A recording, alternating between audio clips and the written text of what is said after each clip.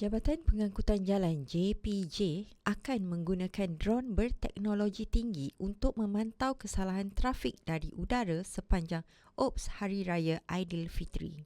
Ketua Pengarahnya, Datuk A.D. Fadli Ramli berkata, drone akan digerakkan di 288 lokasi panas yang dikenal pasti sebagai kawasan berisiko tinggi kemalangan serta aliran trafik padat. Lokasi itu meliputi laluan utama ke pantai timur seperti Pahang, Kelantan dan Terengganu selain laluan selatan ke Johor serta lebuhraya utama di sebelah utara negara. Lapo The Star. Jelasnya, drone itu berkeupayaan zoom sehingga 200 kali bagi membolehkan nombor pendaftaran kenderaan dikenal pasti dengan jelas dari jarak jauh.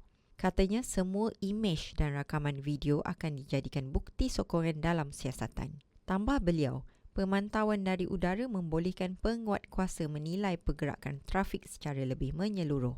Katanya hampir 3,000 anggota JPJ akan digerakkan sepanjang operasi dari 13 sehingga 19 Mac ini. Dengan semua kenderaan jabatan turut diarahkan melakukan rondaan di jalan utama dan lebuh raya.